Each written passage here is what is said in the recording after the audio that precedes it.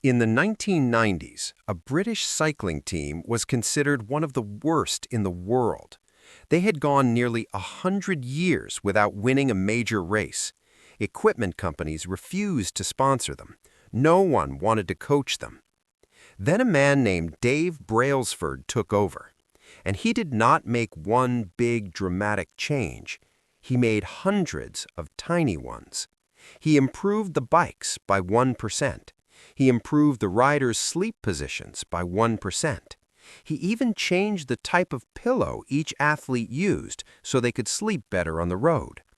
Each change was almost invisible on its own, but together they stacked. Within 5 years, that same team dominated the Tour de France. They won it again the following year, then again. Brailsford called his philosophy the aggregation of marginal gains.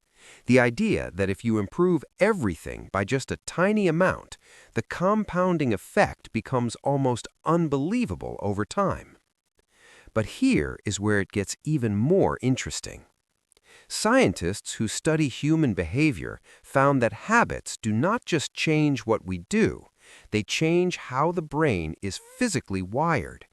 Every time you repeat a small action, the neural pathway connected to that action gets a little stronger, like a path through tall grass. The first time you walk it, it is difficult. You have to push through.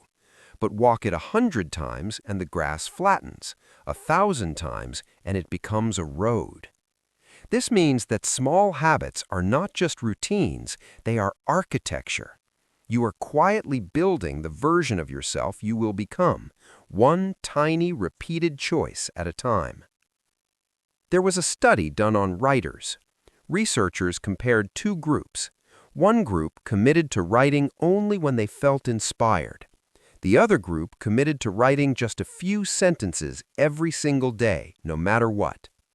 After a year, the daily writers had not only produced more work, their work was rated as significantly more creative and emotionally resonant.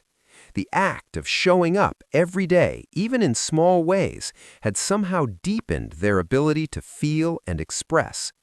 Consistency had not made them mechanical, it had made them more human. And maybe that is the part we get wrong most often.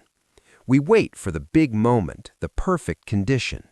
We think transformation is supposed to feel like thunder. But most transformations are silent.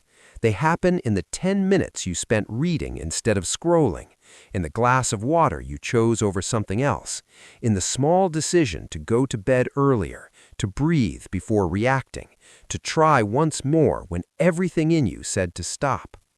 You don't notice those moments when they happen. They feel too small to matter. But somewhere in the quiet accumulation of all those tiny choices, a person begins to emerge, clearer, calmer, more capable than they realized. The most extraordinary lives in history were rarely built on single, defining moments. They were built on the everyday, on the unremarkable, on the habit nobody was watching. And maybe that is the most powerful thing of all, that you are already building something, right now, with every choice that feels too small to count. The only question is what you are building toward.